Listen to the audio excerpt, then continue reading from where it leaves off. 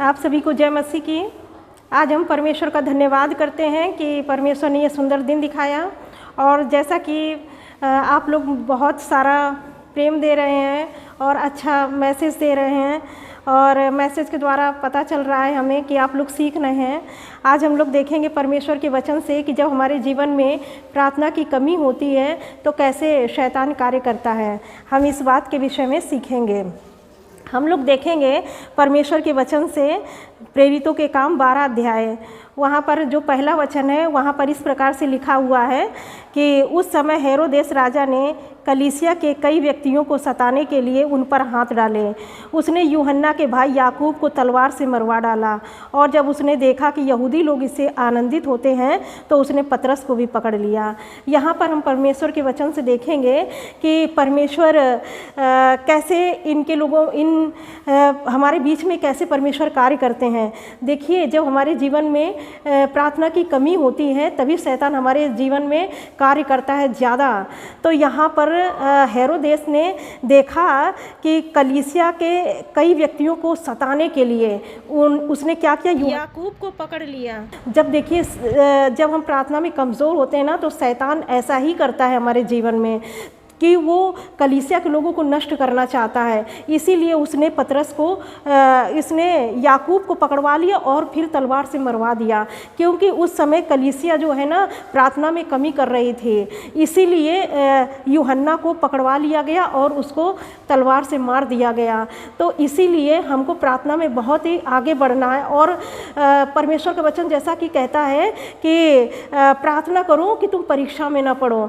तो हमें लगातार प्रार्थना करना है, प्रार्थना की सामर्थ्य हमारे जीवन में उतरने पाए।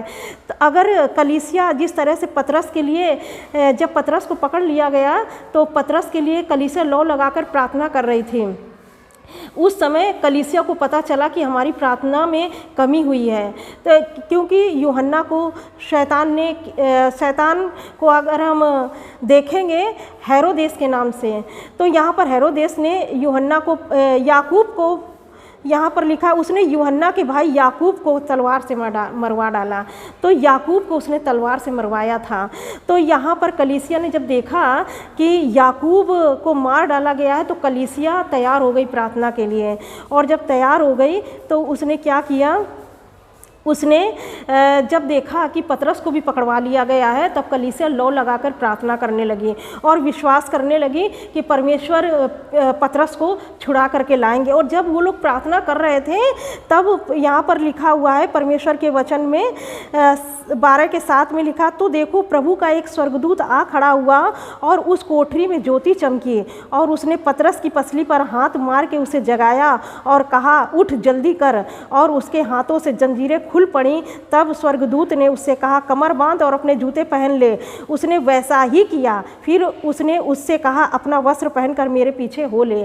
तो देखिए, यहाँ पर जब कलीसिया प्रार्थना करने लगी और पूरे मन से परमेश्वर से प्रार्थना करने लगी तब परमेश्वर का स्वर्गदूत उतर आया और पतरस को वहाँ जेल के अंदर से छुड़ा करके लेके आया। उसके सारे बंधन खुल गए। तो यहाँ पर हम ये सीखेंगे कि जब कलीसिया प्रार्थना कर रही थी पतरस के लिए तो क्या हुआ, बंधन खुल गए, बंधन टूट गए। अगर हमारे जीवन में भी कोई बंधन है, अगर हमारे लोग हमारे लिए प्रार्थना करते हैं, हम स्वयं भी प्रार्थना करते हैं तो हमारी जंजीरें टूटती हैं। जैसा कि वचन में लिखा हुआ है कि उसकी जंजीरें टूट गईं, वो खुल गया। वो जबकि कई पहरे उसके आगे पीछे लगे हुए थे, उसके लिए निकलना मुश्किल था। इसीलिए परमेश्वर ने स्वर्गदूत को भेजा और वो पतरस निकल आया।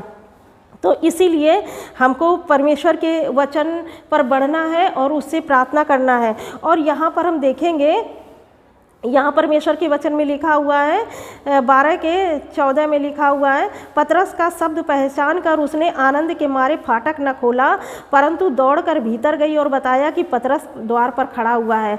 जब यहाँ पर एक दासी थी, जब उसने देखा कि पतरस द्वार पे खड़ा हुआ तो उसे आनंद के मारे दरवाज़ा नहीं खोला और जाकर जो लोग अंदर प्रार्थना कर रहे थे उनसे जाकर के कहती है कि पतरस द्वार पर खड़ा हुआ है। तो वो लोग भी कह रहे हैं, यहाँ पर कहते हैं देखिए 15 में लिखा है, उन्होंने उससे कहा तू पागल है, परंतु वह दृढ़ता से बोली कि ऐसा ही है। तब उन्होंने कहा उसका स्वर्गदूत होगा।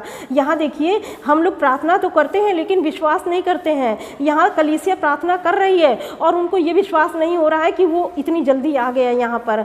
तो इसी तरह हमारे जीवन में होता, हम प्रार्थना करते हैं चीज़ों के लिए, जब हमारे जीवन में चीज़ें हो जाती है फिर भी हम विश्वास नहीं करते हैं कि वो हो गई हैं, जब तक कि उसको अपनी आँखों से न देख लें। तो इसीलिए जब ये लोग प्रार्थना कर रहे थे तो पतरस छूट गया। अगर ये लोग कलीसिया प्रार्थना ना करती तो पतरस को भी हेरोदेस राजा मार देता। तो इसीलिए कलीसिया जब प्रार्थना करने लगी तब पतरस को छुटकारा मिला और परमेश्वर के दूत ने उसे आकर छुड़ा लिया। ऐसे हमारे जीवन में भी है, जब हम प्रार्थना में कमज़ोर पड़ते हैं ना, तब शैतान हमारे जीवन में कार्य कर पाता है और वो हमें यहाँ तक पहुँचा देता है कि जैसे यूहन्ना के भाई याकूब को मरवा दिया क्योंकि कलीसिया उस समय प्रार्थना में कमज़ोर हो रही थी। वो सोच रही थी कि अब हमारे लिए सुसमाचार प्रचार करना, हमें परमेश्वर का काम करना में कोई कठिनाई नहीं होगी, और वो थोड़ा ढीली पड़ गई थी। तो इसीलिए जब देखा कि पतरस को भी पकड़वा लिया गया है, तब कलीसिया तैयार हो गई कि नहीं, हमको प्रार्थना की और ज़रूरत है और हमें परमेश्वर से प्रार्थना करना और आगे उसमें बढ़ना है। और जब ऐसा उन्होंने किया तब पतरस के सारे बंधन टूट गए और पतरस वापस घर आ गया और परमेश्वर के स्वर्गदूत ने छुड़ा लिया। ऐसे ही आप अपने जीवन में अगर किसी परेशानी में है, विपत्ति में है, तो भरोसा करें परमेश्वर पर, परमेश्वर आपको छुड़ा लेंगे। और प्रार्थना में आगे बढ़ते जाइए, परमेश्वर आपके साथ में है। परमेश्वर आपको इस वचन से बहुत आयत की आशीष दे। आप सभी को जय मसीह की।